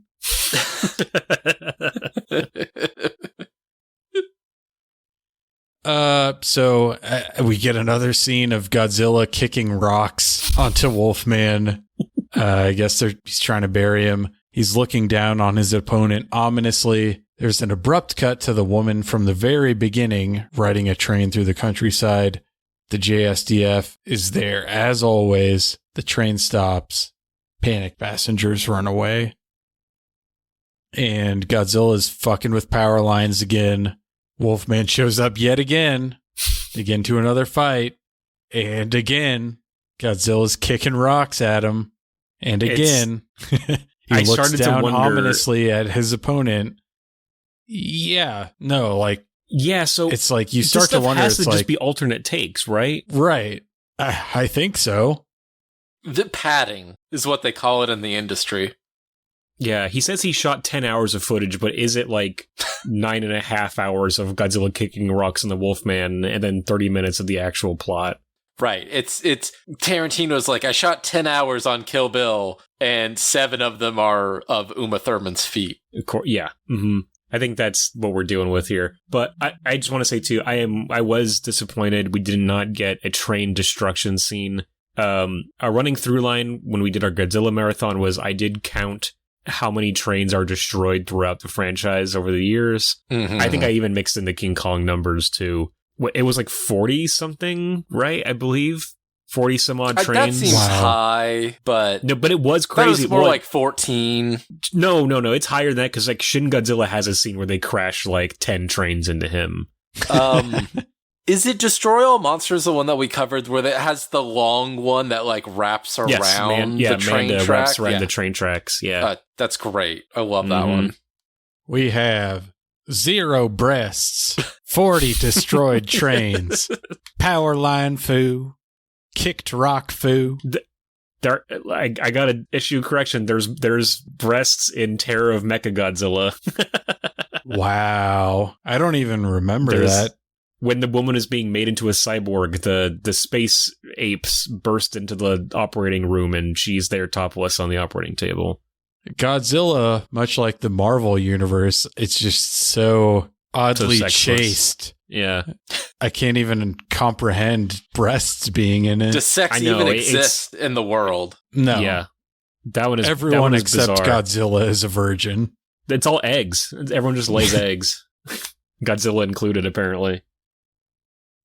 Yeah, so this part of the film for me is probably the most visually interesting when we get the shot of the totem / Ushabti from earlier with some fog and lightning rolling in. Yeah. As again, there's a Wolfman and Godzilla fight. I thought this looked the shit for 1983. Oh, totally. There was a moment too where you almost I thought for a second because the coloring, I guess, that they were underwater. It almost looked like that for half a moment. But it is way more striking, and I have to imagine this is where the Wolfman powers up or something, because he is pretty much getting his ass beat in every scene before this. Mm-hmm. But in this one, there is a brief shot of him bench pressing Godzilla, pressing him over his head. So it does seem like he does get some sort of power up or upgrade here. Maybe the full moon came out. I don't know, but this stuff would look pretty fucking cool. Looks like he's about to suplex him, really. Yeah. Mm-hmm. Throw him through a table. The top rope. I don't know if I'm hallucinating this, but I feel like I read somewhere that the Wolfman's signature move was like a clothesline. What? I don't think we ever actually see it in any of this footage. Mm-hmm. But I feel like I read that somewhere. He says, "Can you smell what the legendary beast Wolfman is cooking?" What is your name? It doesn't matter what your name is. Wrestling shit. Possibly an allusion to what we're talking about next week. Who knows? Ooh. But, the JSDF, they're doing their thing. They've got helicopters. Dudes are rappelling out of them and running through the forest, preparing to launch what is presumably their final assault against the Wolfman and Godzilla. Wolfman is tiptoeing through the woods, looking for Godzilla, I guess, but he just finds the JSDF. And this time, instead of laser cannons, they have floodlights, which I can only assume is reverse moonbeams or something. Yeah. It's gotta be something like that. Has to be. The light seems to stun the Wolfman just long enough for the JSDF to brutally assault him with tank fire. And then it ends. Freeze frame on the werewolf. Don't you forget about me. The end. Thoughts, gentlemen, on Wolfman versus legendary beast Wolfman versus Godzilla? I do have a note here. I'm not really sure when I wrote it, but I think it is very apt for what this is. I think it's when the first time that he kicks him, or starts kicking rocks on him. But I wrote down, can something be dead if it never really lived? Can this film, quote unquote film, that's never been released, actually be reviewed in the extent that it needs to be? It's not really an established fact of cinema history. It's still in limbo. We're really just viewing it through the looking glass. It is, again, going back to my what is a movie, it's very intriguing that after everyone saying, I don't care about the humans, we get something with no humans, practically. I did start checking my phone a couple times during that. It is much like, what are the stakes here? Are there none? What am I investing? And is there anything for me to even care about? Regardless of if there's any resolution or any actual, boundaries of what we would establish as cinematic narrative. I don't know. I have a lot of questions and no answers, really.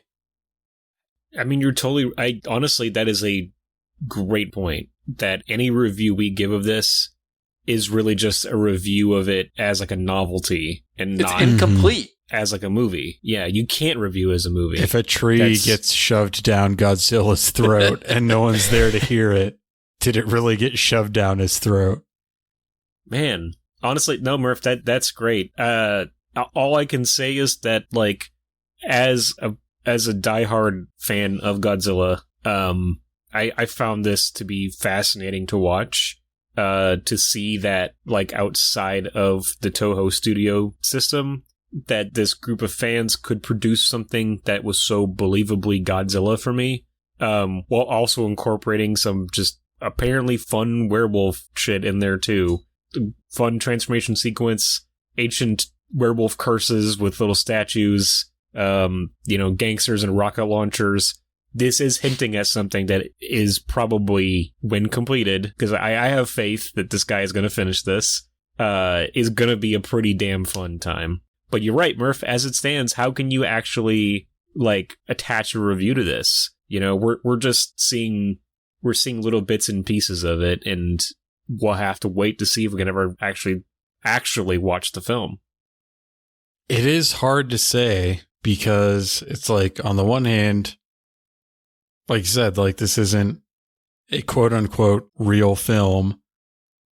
But I went into this, I had not watched this before, and this made, it was already a holy grail, but this surprisingly made me even more excited for it. I think what is there is really good, on par with what we saw during, Showa era kaiju films, or from Toho, Showa era Godzilla films, at least. I think it's really interesting. It's you can't, as both of you guys have said, it's you can't really review it as a film because it's not. But the scraps that we get, they're good. Yes. 100%. It is on Letterboxd, so technically... Yeah. There is a picture of Nicolas Cage holding a poster for it. Damn straight. So that's right. There's that, but it's just the fact that I got so excited when I was oh, there might be main characters that aren't scientists or journalists. I don't know. I really want to see this. I really hope there can be some inciting thing, whether that be money from Toho or just a fire lit under Nakajima's ass to get this finished. I'm very intrigued. Which is the opposite of what I thought going into this. Oh yeah, it's going to be a fan film. It's going to be shitty. No, I came out with the opposite. Yeah, that Godzilla destruction scene where he's attacking that base, I was this just is a Godzilla movie. This is Godzilla destruction done just how you want it to be, and then the fights of the Wolfman, obviously a little cheaper than other things, but still in the same vein as King Kong versus Godzilla. I mean, down to reusing a lot of the same moments, but still showed me that they had the goods to actually create a very entertaining Godzilla film. Yeah. The I'm next Holy realizing Grail, my note was about being a dead format. Oh.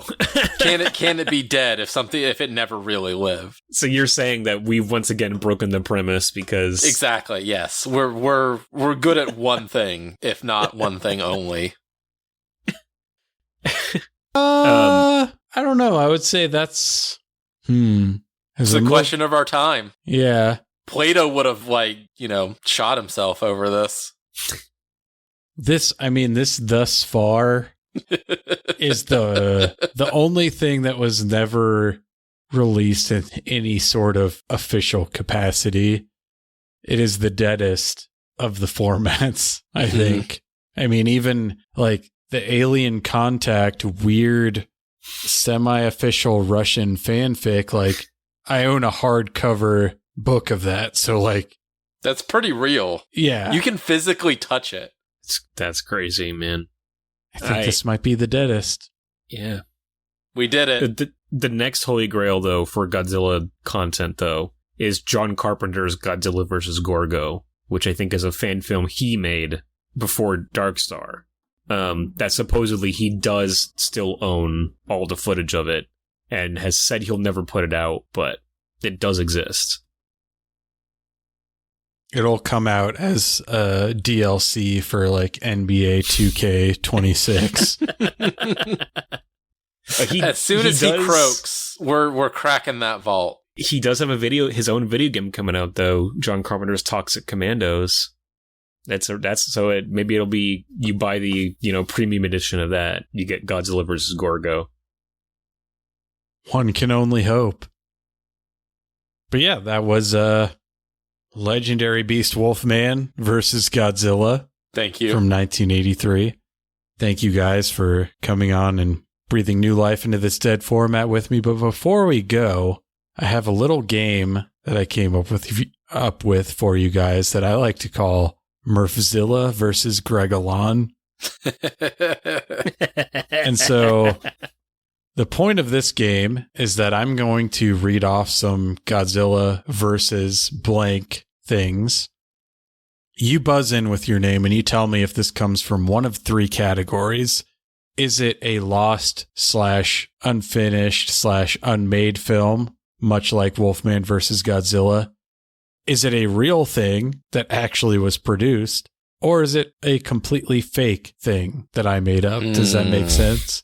Yes. Okay. So unfinished, published, or released. Lost, real, fake.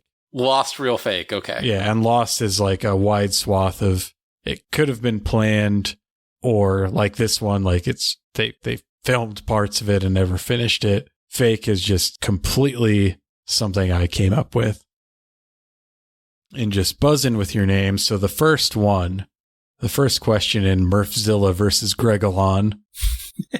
Godzilla versus Cleveland. Greg. Murph. Greg. This is real. No, sorry. This is lost. I'm so sorry. Whoops. It is lost, but I will only give you a point if you can justify why you changed your answer. Well, I said it was real because it was a thing that was gonna happen. Like, it was a parody film that they were planning to make, I believe. And there was a poster for it. I think it's as far as long as they got. I think that is good enough for me. So yes, this was a planned film by Cannon in 1987. It was originally called It Ate Cleveland. It was going to be a spoof of kaiju films. But then at some point, they changed the promotional materials to be Godzilla versus Cleveland. And Toho was like, no fucking way. Yeah. And so they never made the movie. The poster is just his foot, but he's wearing like a sneaker or something. So that is 1-0 in favor of Greg Alon. Second one, Godzilla versus The Thing. Greg. Murph. Greg. This is real. Alternate title for Godzilla versus Mothra. This guy fucking was this kaiju. That's correct. That is the English title for Godzilla, or Mothra versus Godzilla. Yeah, sorry, I got the order wrong when but I will say there's a couple of these that I fudged to be Godzilla versus, so as not to, like, just to play a little coy. They're all in that order, even though, like, the actual title may not be in that order. So that's 2-0 in favor of Greg Alon. Third one, Godzilla versus Ghostbusters. Murph. Fake. That is fake. Although I wish it was real. I mean, they could probably bust him. It fits. If anyone could. I don't know. That's a good question. No one can beat Godzilla. Next one, 2-1 in favor of Greg Alon. Godzilla versus Hulk. Murph. Planned? The answers are lost, fake, or real. Lost.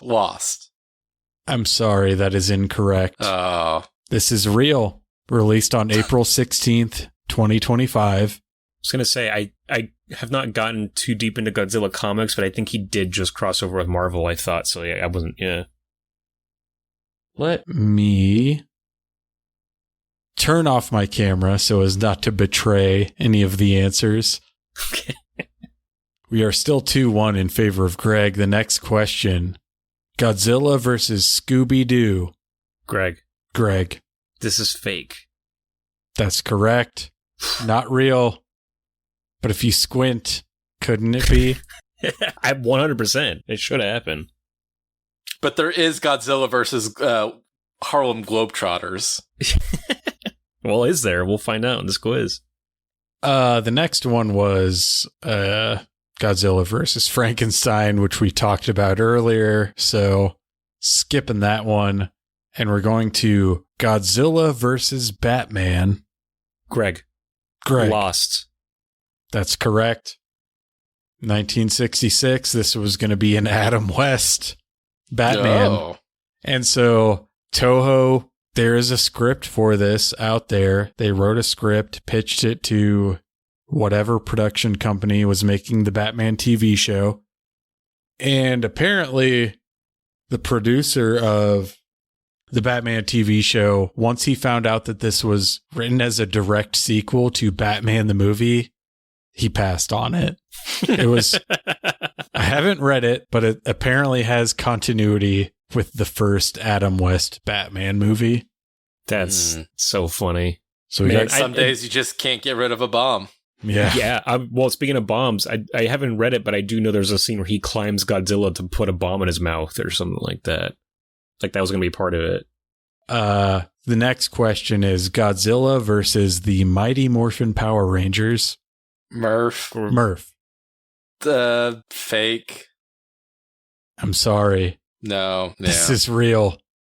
Comic, right? Yeah. Yes, a comic book produced by both IDW and Boom Studios in 2022. Those goddamn comic nerds, man. Next one. Godzilla versus the $6 Million Man. Greg. Fake? This guy fucking knows Godzilla. That is fake. That one was a pure guess. I was like, oh, there's going to be a planned script out there or something, but all right. Next question. Godzilla versus the Planet of the Apes. Greg. This is real. I'm sorry. Oh, this is only real in my dreams. Someone doesn't know Godzilla. Yeah. Oh, you know what? I was thinking King Kong versus Planet of the Apes, which did happen. There's also Star Trek. Yep. I read the Star Trek one. That one was fun. Yes, that would be amazing. I would fucking love it. Next one. Godzilla versus America. Well. Greg. This is Lost. I'm sorry. This is real. Okay. Whoa. 2025 what? From IDW. God damn it. All right. It is a mini series of comic books where it's just like, oh, Godzilla is destroying Chicago or New York. Oh. And fortunately for you, Greg, Los Angeles, but those of us in Portland or Albuquerque, we don't get the privilege of being destroyed by Godzilla. We have to travel if we want to see him. Yeah. I was hoping it would be more like he teams up with the Viet Cong and like really gives it to us. The two greatest enemies in history, the Viet Cong. Copyright. Next question. Godzilla versus Ghost Godzilla. Greg. This is Lost. It was going to be a 90s Heisei era film, and I think they did Space Godzilla instead. Yes, that's correct. It's Lost. This was replaced with Godzilla versus Destroyer, which that's right. Actually makes a lot of sense when you think about it, because the plot was like, oh, there's like residual energy from the oxygen destroyer from 1954 that creates this Ghost Godzilla. Okay. Would have been kind of cool. Would have been kind of neat. Actually, they kind of did do that with Godzilla, Mothra, and King Ghidorah, because he is like the spirits of the He's like a deadite. Yeah. So they kind of did it, in a way. Next question. Godzilla versus Charles Barkley. Greg. Murph. Damn. Greg. This is absolutely real. Yeah. It is. It is both a 1992 commercial and a 1993 Dark Horse comic book based off of the commercial. Next question. Godzilla versus Terminator. Murph. Not fake. Lost. That's correct. All right. Nice. Although I really question this one. So this is on like the Godzilla Wikipedia, Godzilla Wiki, but that is the only source for it. This was a thing that apparently like the 1990s Dark Horse, that's about it. Like that's the only information. I don't like, how would that even play out? Hey, you got to imagine that they make a Mecha Godzilla. Yeah, just do that thing eventually, right? Well, like it's obviously T-800. Like, it's going to be Arnold and not T-1000. Yeah, probably. Maybe it's the sexy. Was it T? What is the Terminator from 3? Kristana Yeah. Loken. Yes. God, I It's had either that that- Maxim edition. Ooh, It's that, or it's the T-1 from Terminator 2 3D. 2 3D. Yes, which is like a giant spider thing. Mm-hmm. Maybe he fights that. All right, the last question. Murph, I'm sorry to say, you can't win. Can't win. Yeah. But this is pride. Godzilla versus the Teenage Mutant Ninja Turtles. Greg. Murph. Real. That's gotta be. I'm sorry. What? It is fake. Oh man. There's got to be a comic. I don't accept that. There isn't, but I don't I know you're a Ghostbusters fan, Murph. There was like, I believe it was IDW. This was around 2012. They would do like a yearly event, and I want to say it was called Infestation. And it was like it's their big event. They're crossing over all of these franchises that they have the comic book rights to. So it was like TMNT, Ghostbusters, Transformers, X-Files, like doing crazy crossover events. When is this being released? You said November 3rd, right? Yes, November, Godzilla's birthday. Godzilla Day. Teenage Mutant Ninja Turtles X Godzilla is an upcoming comic book published by IDW Publishing. They would. The comic will be written by Tim Seeley and illustrated by Pharaoh Pei. First issue scheduled for release November 15th, 2025. God damn. So that's Schrodinger's Godzilla versus TMNT, because it's not. It's not real yet. It's not real. It's not fake, and it's not lost. Yeah. I couldn't win, but I will not accept that I was not correct. They've got to become friends at the end, right? They have to. They're both fan of pizza, obviously. Oh, Godzilla will eat a pizza. Yes. Yeah. That will He'll happen. eat a pizza parlor. But that's the thing, is like with all of these Godzilla verses, it's like of the 14 or so things that I went through, could any of these beat Godzilla if it weren't for plot armor? I don't think so. No. Maybe the city of Cleveland if he eats some bad spaghetti chili or some, chili spaghetti. Right. Skyline. Yeah. Yeah. Mm-hmm. As I'm looking at it, it's like Ghost Godzilla. There's potential because we don't really know what that is. And Destroya did kill him if that was supposed to be the one that... Mm-hmm. Well, I guess no, Destroya didn't kill him. He kind of just blew up or was going to blow up. I'm thinking Power Rangers have the best bet because the green Power Rangers Megazord is essentially just Mecha Godzilla. Yeah. That's true. Finger missiles and everything. Yeah, that's the closest one, I think. Ghostbusters, if it were real, who knows how their atomic-powered proton packs are going to, affect Godzilla. Maybe some kind of reaction there. Yeah. Ramus could figure it out, maybe. They have destroyed a kaiju. They've got, that experience.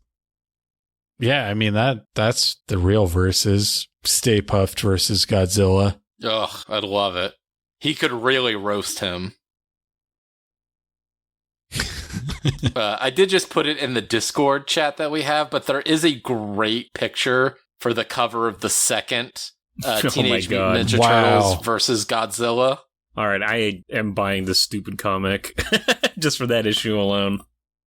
I mean, buy this, but also go back and buy those Infestation comic books because yeah, that sounds great. Mulder and Scully hang out with the Ninja Turtles. There's just a I dust have a lot of Murph the season 10 X-Files comics, but yeah, I've never heard of that. That sounds amazing. That was kind of the last time where I was very into comic books, so I remember it pretty clearly, but yeah, it was good stuff.